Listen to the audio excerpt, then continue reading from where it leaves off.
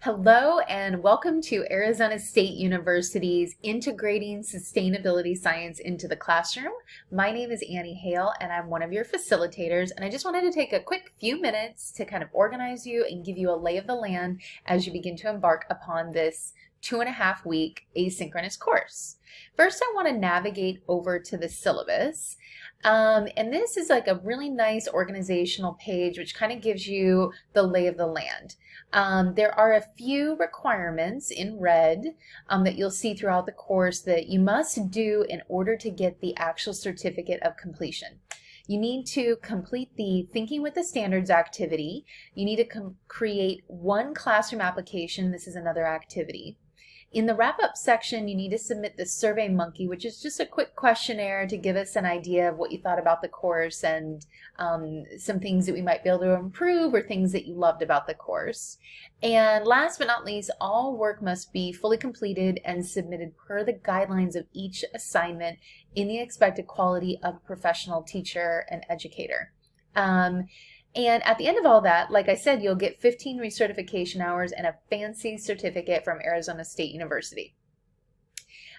We do have a communications guideline. There's a hallway conversations tab that you can click on right here, which will take you to a place where you can post questions, post ideas, and other people, both in this section and previous sections, will be able to respond and engage with you. But if you do need to connect with me or one of the other facilitators directly, you can click right here and send us a direct email. Just give us 24 hours to respond because we are doing other things. But if you don't hear from us in 24 hours, the email has gone missing, so send it again. Let's see, there is a frequently asked questions page, which you might want to take a tour of.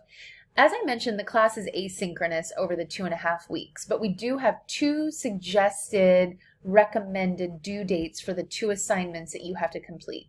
The first due date you can see here, and the second one is listed here, and they always change depending upon which section you're in, so they'll be different for September and so forth.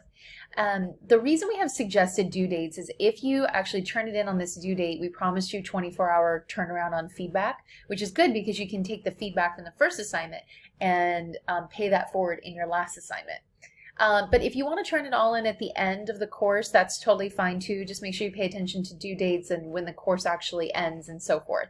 So you can turn things up till midnight in Pacific Standard Time of the actual last day. So now I'm going to flip back to the home page, and the course follows a top to bottom sort of linear flow of things. You're starting on the Welcome tab, and when you're in here, you'll actually, watch the video, and when you're done with everything on every page, make sure to mark as done, and you'll notice that you get a green box that says done with a checkbox, and then you can actually move on to the next page from here, or you can navigate back to the home page and work that way as well. So those are sort of your navigation options. You'll notice that there's several pages here that we want you to click on, and once you've marked them as done and moved on, you'll get these check marks. And once you complete every page here and you complete the check marks, then this new section will open up to you. And so this is it's a progression of learning, and that's why we have it gated, is we want to make sure that you spend time on each page and that you don't get confused in terms of which page is next. After you've completed a page though, and you've got the check mark anywhere in the course, you can go back to that page as many times as you want. But the only time it's gated and scaffolded like this is when you're starting out and gaining the new information per each new page. So for example, I'll just do this one more time. You can click Meet Your Facilitators, and after you see the picture of me and you read about this, you can mark as done and move to the next section if you want that way. And so, for example, there's an introductions page here. This is not required if you remember the requirements for the course, but it's really great to meet other people that have taken the course, and you'll get a little bit of feedback here. So try to engage as much as you can and have fun, and email me or put notes in the hallways conversation if you have questions. All right, good luck and happy learning.